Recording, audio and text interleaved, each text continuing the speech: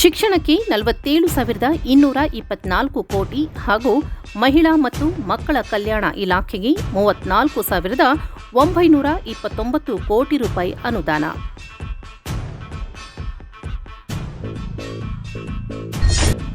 ಆನೇಕಲ್ನಲ್ಲಿ KHB ಸೂರ್ಯ ಕ್ರೀಡಾಗ್ರಾಮ ಹೆಸರಿನಲ್ಲಿ 80,000 ಆಸನ ಸಾಮರ್ಥ್ಯದ ಕ್ರಿಕೆಟ್ ಕ್ರೀಡಾಂಗಣ.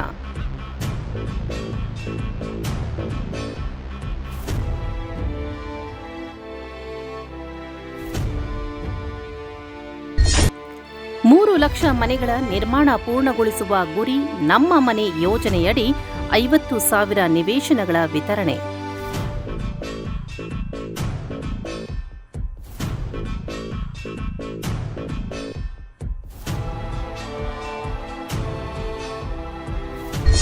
ಗಂಗಾ ಕಲ್ಯಾಣ ಯೋಜನೆಯ ವಿದ್ಯುದ್ದೀಕರಣ ಸಹಾಯಧನ 75,000ದಿಂದ 1.50 ಲಕ್ಷ ರೂಪಾಯಿಗೆ ಏರಿಕೆ. ಸಿದ್ದರಾಮಯ್ಯವರ ಈ ಬಾರಿಯ ಬಜೆಟ್ನಲ್ಲಿ ಶಿಕ್ಷಣಕ್ಕೆ ಅತಿ ಹೆಚ್ಚು ಅಂದರೆ 47,000 ಕೋಟಿಗೂ ಅಧಿಕ ಹಣವನ್ನು ಮೀಸಲಿಡಲಾಗಿದೆ.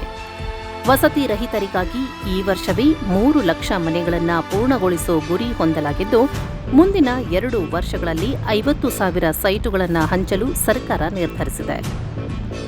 ಇನ್ನು ಕ್ರೀಡಾ ಪ್ರೇಮಿಗಳಿಗಾಗಿ ಬೆಂಗಳೂರಿನ ಆನೇಕಲ್ನಲ್ಲಿ 80,000 ಜನರು ಕೂರುವಂತಹ ಬೃಹತ್ ಕ್ರಿಕೆಟ್ ಸ್ಟೇಡಿಯಂ ನಿರ್ಮಾಣವಾಗ್ತಿರೋದು ಈ ಬಜೆಟ್ನ ಅತಿ ದೊಡ್ಡ ಹೈಲೈಟ್. ಜಲಸಂಪನ್ಮೂಲಕ್ಕೆ ಹೆಚ್ಚಿನ ಒತ್ತು ನೀಡಿರೋ ಸಿಎಂ ಮೇಕೆದಾಟು ಯೋಜನೆಗೆ ಶೀಘ್ರವೇ ಕೇಂದ್ರದ ಅನುಮೋದನೆ ಪಡೆಯುವುದಾಗಿ ತಿಳಿಸಿದ್ದಾರೆ. ಎತ್ತಿನಹೊಳೆ ಯೋಜನೆಯ 2ನೇ ಹಂತದ ಕಾಮಗಾರಿಗಳನ್ನು ವೇಗವಾಗಿ ಮುಗಿಸಲು ಸೂಚಿಸಲಾಗಿದೆ. ಇನ್ನು ಕೊರಟಗೆರೆಯ ಪಡೇರಹಳ್ಳಿ ಬಳಿ 1.2 ಟಿಎಂಸಿ ಸಾಮರ್ಥ್ಯದ ಹೊಸ ಜಲಾಶಯ ನಿರ್ಮಾಣವಾಗುತ್ತಿರುವುದು ಬಯಲು ಸೀಮೆಯ ರೈತರಲ್ಲಿ ಹೊಸ ಭರವಸೆ ಮೂಡಿಸಿದೆ. ಸಮಾಜ ಕಲ್ಯಾಣ ಇಲಾಖೆಯಡಿ ಹೊಸದಾಗಿ ಬೌದ್ಧ ಅಭಿವೃದ್ಧಿ ನಿಗಮ ಸ್ಥಾಪನೆಗೆ ಚಾಲನೆ ನೀಡಲಾಗಿದೆ. ಗಂಗಾ ಕಲ್ಯಾಣ ಯೋಜನೆಯಡಿ ಕೊಳವೆ ಬಾವಿಗಳಿಗೆ ನೀಡುವ ವಿದ್ಯುತ್ ಸಹಾಯಧನವನ್ನು ಸರ್ಕಾರ ಡಬಲ್ ಮಾಡಿದೆ. ಇನ್ನು ಪರಿಶಿಷ್ಟ ಪಂಗಡಗಳಿಗಾಗಿ ಪ್ರತ್ಯೇಕ ಆಯೋಗ ಮತ್ತು 50 ಹೊಸ ವಿದ್ಯಾರ್ಥಿ ನಿಲಯಗಳನ್ನು ಘೋಷಿಸಲಾಗಿದ್ದು, ನಿರುದ್ಯೋಗಿ ಯುವಕರಿಗೆ ಫಾಸ್ಟ್ ಫುಡ್ ಟ್ರಕ್ ಆರಂಭಿಸಲು 4 ಲಕ್ಷ ರೂಪಾಯಿವರೆಗೆ ಭರ್ಜರಿ ಸಬ್ಸಿಡಿ ನೀಡಲು ಸರ್ಕಾರ ಮುಂದಾಗಿದೆ. ಮಹಿಳಾ ಮತ್ತು ಕಾರ್ಮಿಕ ಕಲ್ಯಾಣಕ್ಕೆ ಬಜೆಟ್ನಲ್ಲಿ ಬಂಪರ್ ಆಫರ್ ನೀಡಲಾಗಿದೆ. ರಾಜ್ಯದ 1,39,000ಕ್ಕೂ ಹೆಚ್ಚು ಅಂಗನವಾಡಿ ಕಾರ್ಯಕರ್ತೆಯರಿಗೆ ಹೆಚ್ಚುವರಿ ಸಮವಸ್ತ್ರ ನೀಡಲಾಗುತ್ತಿದೆ. ಕಾರ್ಮಿಕರ ಮಕ್ಕಳಿಗಾಗಿ 62 ಹೊಸ ಶ್ರಮಿಕ ವಸತಿ ಶಾಲೆಗಳು ಮತ್ತು 10 ಜಿಟಿಟಿಸಿ ಕೇಂದ್ರಗಳನ್ನು ಸ್ಥಾಪಿಸಲು 600 ಕೋಟಿ ಮೀಸಲಿಡಲಾಗಿದೆ. ಅಸಂಘಟಿತ ಕಾರ್ಮಿಕರಿಗಾಗಿ ಆನ್ಲೈನ್ ಉದ್ಯೋಗ ವಿನಿಮಯ ಕೇಂದ್ರವನ್ನು ಆರಂಭಿಸೋಕೆ ಸಿಎಂ ಗ್ರೀನ್ ಸಿಗ್ನಲ್ ಕೊಟ್ಟಿದ್ದಾರೆ.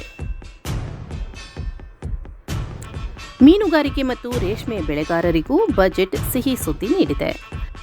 ಮೀನುಗಾರಿಕೆ ಸಲಕರಣೆ ಕಿಟ್ನ ದರವನ್ನು 20,000 ರೂಪಾಯಿಗೆ ಹೆಚ್ಚಿಸಲಾಗಿದೆ.